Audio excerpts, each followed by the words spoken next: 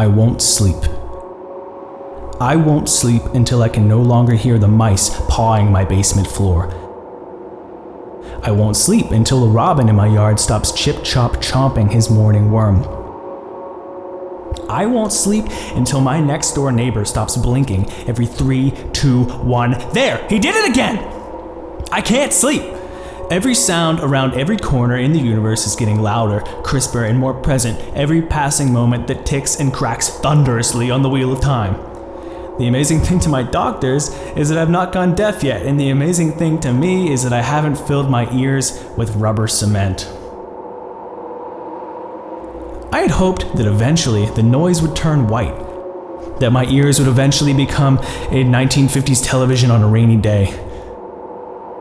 Just imagine, I Love Lucy, drowning in that soothing whitewater sound as the TV raised children slap and kick and rearrange my antenna.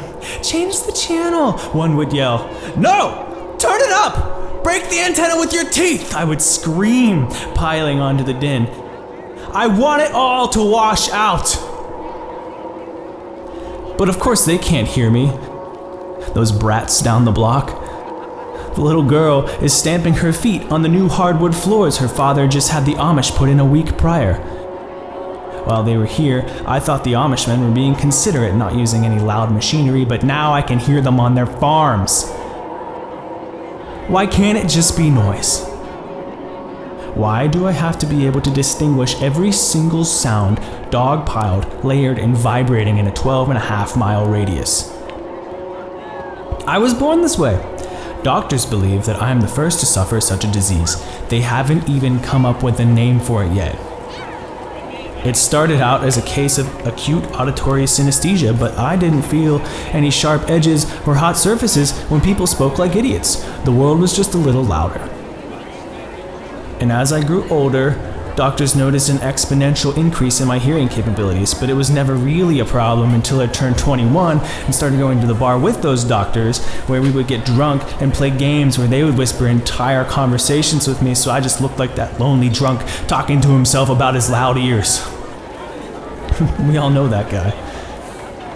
But Christ, the volume isn't even the whole problem.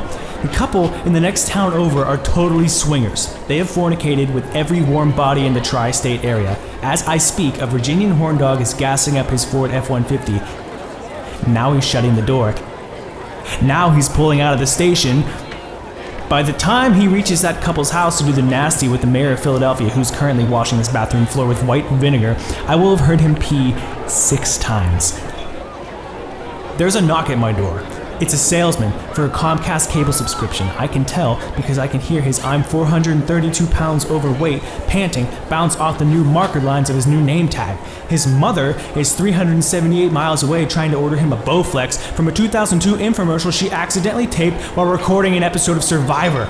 The recipient of this phone call is Korean and has absolutely no idea what she's talking about. However, that Korean man's Korean boss just fired the caterer for including his tofu as an option for a salad bar topping. Tofu? What do you think these muscles are made of? You better hightail it out of here before I slap you to vegan hell, you rabbit sympathizer. So maybe the accent was a little offensive. The fudge-filled salesman outside my door knocks again.